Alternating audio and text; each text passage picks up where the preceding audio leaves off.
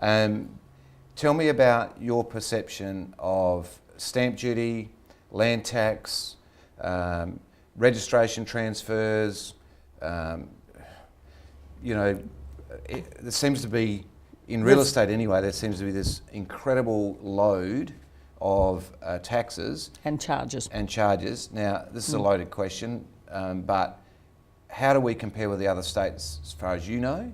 And on the other hand, what would you do to change things for the better?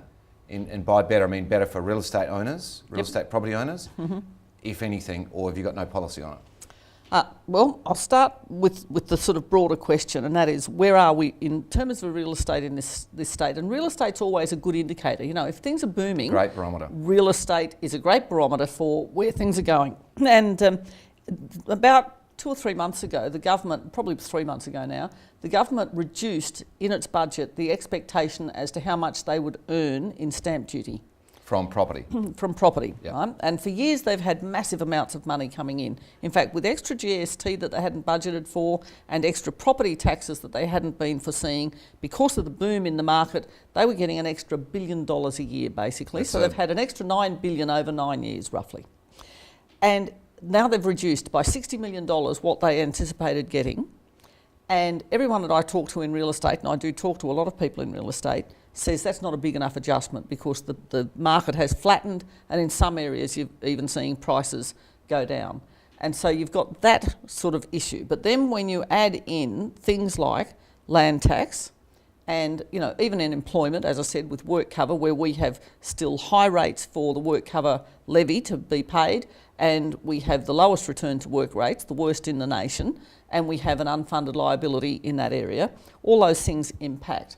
But where you've got land tax that's as high as it is, and you've got other states where not only is it low, but in some places like the Northern Territory doesn't exist. I actually had someone come to my office up in Stirling a few weeks ago. Now this chap had built up over his working life a property portfolio of residential rental properties, totaling about $15 million. He is selling the whole lot because he explained to me... I need to get his name.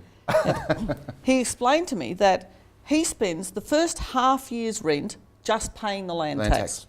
Then he still has to pay the rates and the insurance and the maintenance and all the other. And by the time he's finished, you actually he ended up with 2 weeks out of the year. Now, why would you have the bother of investing all that money if all you're making is the 2 weeks rental at the end of the year? Why wouldn't it be better to put it in the bank? Or, as he's doing, moving to another state, and indeed he's suggesting he might even take some overseas, because it just becomes so burdensome. And then on Sunday I saw that the federal government's planning to introduce yet another fee of $750 to have an assessment as to what your energy rating is. Now that's something that I think the market would have taken care of rather than making it a compulsory thing. Now, in terms of where we want to go, and I gave a speech in June to the Urban Development Institute about a number of issues, and the speech was focused particularly on the City of Adelaide, and I'll talk a bit about those things. But one of the things that we see is that land tax is a particular problem. And there's a range of issues to do with land tax. One of the telling ones, for instance, is that if you were simply paying land tax on each property on its value, people wouldn't find it so bad. But what happens in this state, of course, is that they have multiple holdings, and they add the value of every bit of property you have, and you're very shortly into the top bracket for land tax.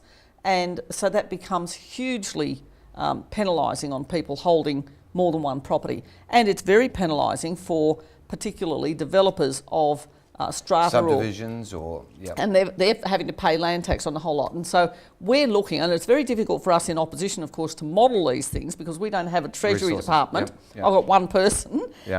But we're trying to model where best to target it. We know what the problem is, and we know that, for instance, I mean, I would love to be able to come in and say, look, we will remove multiple holdings. But that would cost about $160 million a year. And so we can't do that in 1 year and we can't just make that as a promise. That would use up most of the money we can find in terms of election promises. And most people actually want more doctors and more teachers and all those things. So we can't just come in but we do know that that's where we've got to head because it is just unreasonable and because all the investment then leaves the state. And well, the again, investment is leaving the state. Exactly. So we know that it's a major problem, but we've got to try to come at it by taking a bite-sized piece of the problem and dealing with that, and then the next bit and the next bit, because at the same time, we've got to try to stimulate the economy and encourage people to be investing here. Okay. Isabel, because it's a property show and we don't want everyone selling their properties in South Australia, I just want to make one comment, and that is the changes that were really affected at the election time about stamp duty was as a consequence of you and I talking about it and you saying your policy on TOOP TV. Exactly. Are you aware of that? Yes, Right. you told me about that afterwards. Yeah. Yep. Now, what actually has happened is for the single or maybe one or two investment properties, it's better than what it was. But the big end of town, which are the big suppliers of rental stocks, are absolutely beside themselves with anxiety about investing in Adelaide. So for those listening, if you're a small investor, you've got a tick thanks to, we've got a better outcome over the last 12 months. But if you're a big investor, you already know this because you get a lot of advice. Is there anything at all that can give some hope to someone that's about to sell their portfolio that might have 50 properties that would give them some encouragement to hold on and see what happens in the next 4 years?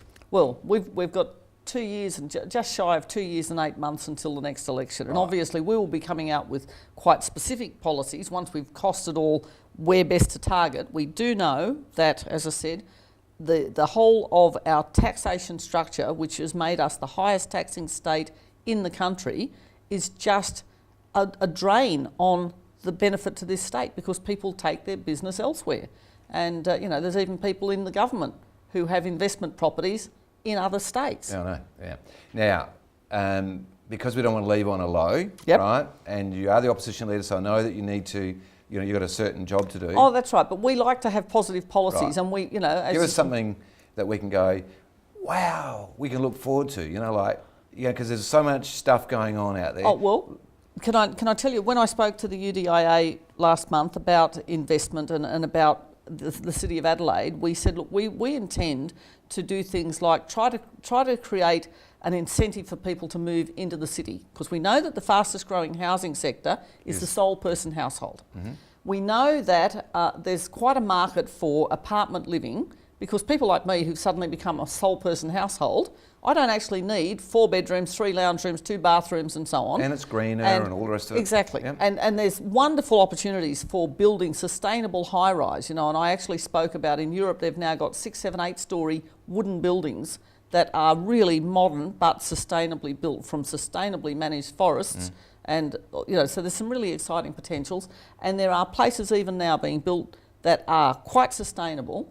But we think we need to encourage it because, would you believe, in 1915 there were 43,000 people living inside the square mile of Adelaide, and now there's like 21,200. So we've got a big upside. We've got a lot that we can do in terms of, and so one of the things we're looking at is having some stamp duty incentives to say, okay, let's actually offer an incentive for people. And we've done some preliminary costing and said, well, if we made it, say, $5,000 stamp duty incentive to come into the city, because there's lots of benefits in terms of not polluting because you're not driving and all that sort of stuff. Services. Yeah.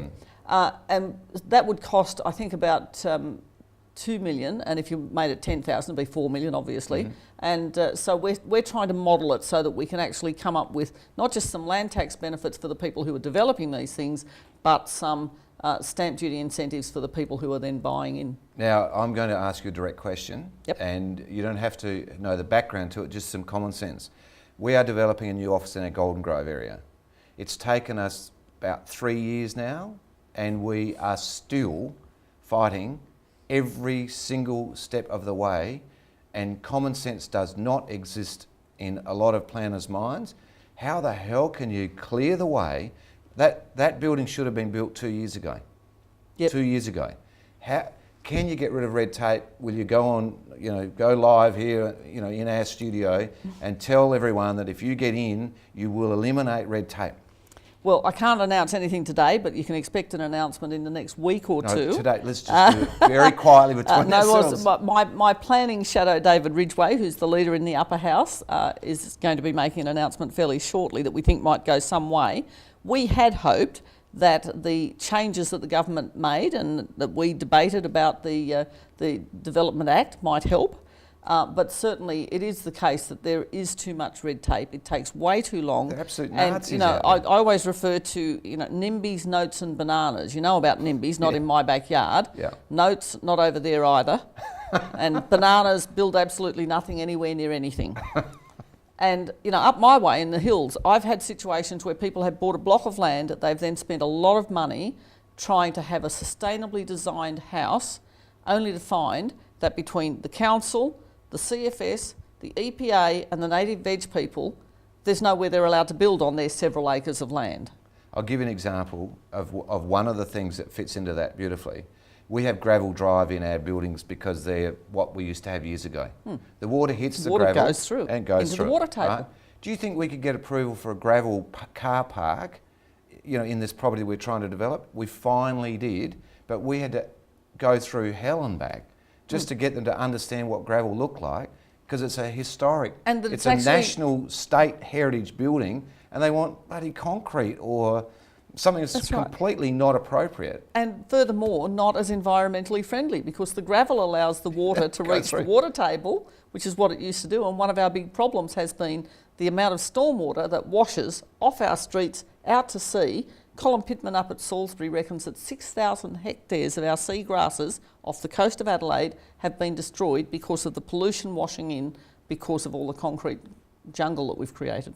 Isobel Redmond, that's been fantastic, and I very much appreciate you coming in, and great to hear you've got some red tape cancelling projects on the plan, and we look forward to more reports from you. Anytime. Thanks for joining us. Always a pleasure.